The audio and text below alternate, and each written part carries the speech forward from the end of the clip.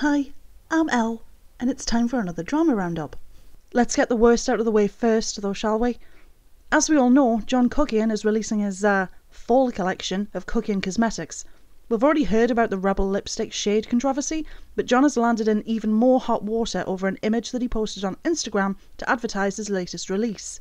The caption reads, "Fall 2018 by Kuckian launches in 24 hours. It's been 12 months in the making. I am so excited to share with you what I have been working on. This collection, from the formula, scent and shades, to the shipping boxes, perfume and real crystal diamonds, whatever they are, included in everyone's orders. It's simply S. Such a big thank you to all of you that have shown me like and support. It is never taken for granted and always remind me of what is important. This is not one to miss." The image above is used with licensing from the original photographer only. The last line was added after comments accused John of stealing an image from another makeup brand. He then went on to deny the accusations in a tweet found by I'm a Crusty Loser on Twitter. Dumbest rumour number 1 for Kuckian's fall 2018 collection launching in less than 24 hours. John stole his swatch from another brand.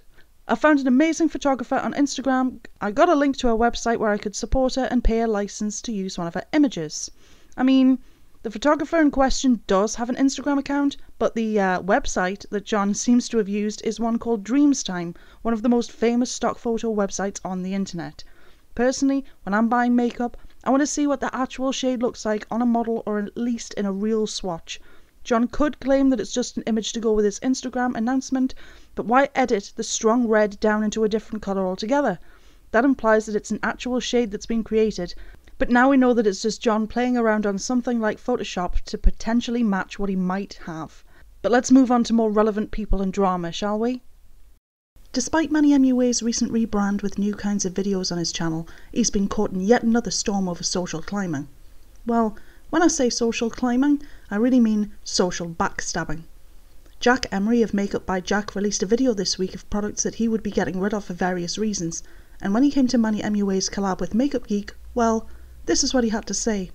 I spent so long trying to not like necessarily get these people's attention, but it is a case of like you want them to see your work and you want them to appreciate what you're bringing to the table, and that's just a natural thing to have the people that you look up to the most respect and admire the work you produce. So when you are told by other people that said people don't respect you or what you do and in actual fact degrade you offline and talk mad shit about you, that is kind of a feeling that I don't like, a feeling that I'm not obsessed with in any kind of way, and something I never thought that I would experience, honestly. It's one thing to learn that someone doesn't like you, it's a completely separate thing to learn that someone actually degrades you and does not even like talk shit, like we all talk shit, but actually belittles you. That is like such a weird feeling, and it kind of makes me feel stupid for idolizing this person for so long and for like genuinely thinking the fucking light shined out of their arse.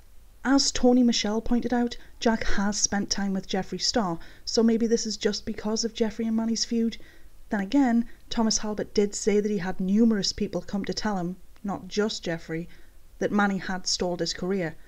It's common knowledge that Manny has social climbed, and it's not much of a stretch to imagine that where he has used others to climb, he'd also want to stamp down on any up-and-comers. The fact is that in industries like this, there are no permanent top spots. Favourites can quickly be forgotten, and whether this is true or not, there will definitely be some influencers out there that do this. Since we're talking about Jeffree Star and feuds though, Jeffree did come for Laura Lee. Again, thank you, Ashley Kyle. So yesterday, T-Spill tweeted out a photo that Laura had put on her Instagram, and she replied, "Just spreading holiday cheer to your timeline, haters." This was when Jeffree Star took it upon himself to reply, "You mean nightmares and severe trauma." She looks like she knows she never actually apologized. Obviously that tweet was very quickly deleted, and for good reason, since that was really petty. If Laura actually does something wrong, then it wouldn't be a surprise for Jeffree to come for her, but right now, she's just doing her own thing. Whether you love or hate Jeffree or Laura, this kind of response isn't exactly mature. If you can't stand someone, just leave them alone and live your own life. Pretend that they don't exist even. I think that's sound advice for anyone. Moving on, Jaclyn Hill has stoked controversy again due to her latest collab with Key Sunglasses. Aside from the very awkward moment mentioning Morphe, maybe that's just me though, because every time I hear the brand's name from Jaclyn's mouth it makes me laugh. But anyway, she's picking up some unnecessary heat due to California's Safe Drinking Water and Toxic Enforcement Act, or Proposition 65, which was originally passed back in 1986. If you go onto the Key website as a US customer, click on Jaclyn's sunglasses and then have a look at the materials, there is text that states, "Warning, this product can expose you to chemicals including BPA, which is known to the state of California to cause cancer and birth defects or other reproductive harm. For more information, go to," and then it gives a link to a governmental website. That sounds terrifying. Is Jaclyn Hill trying to murder her subscribers?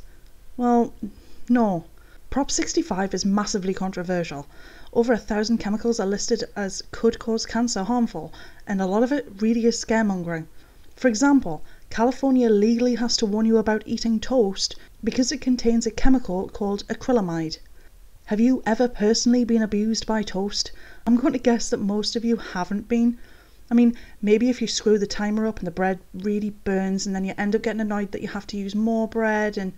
yeah, but anyway, that's not exactly, Does anyone else remember the horror stories of a dangerous chemical called dihydrogen monoxide? Something that can literally eat through metal and suffocate adults? Yeah, well, dihydrogen monoxide is a scientific name for water, and wearing Jaclyn's sunglasses is not going to kill you unless you have a very rare and specific allergy to any of the ingredients listed.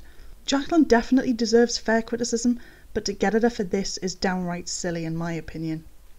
Finally, Samantha Ravndahl has decided to remove herself from PR lists. In a long video called No More PR, she talks primarily about her worries about the environmental impact of being sent so much PR, as well as going into her personal feelings about makeup sent by brands.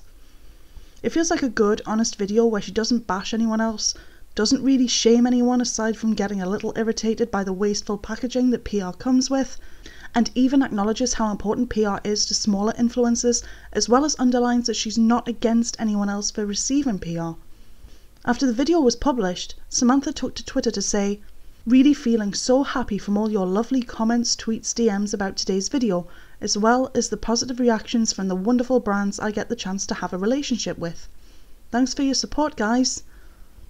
It's genuinely nice to hear an influencer talk about their experience that doesn't create drama, doesn't pit themselves against anyone else, and sounds genuinely passionate about their cause. It's nice to end on a positive note, right? So what do you guys think about these stories?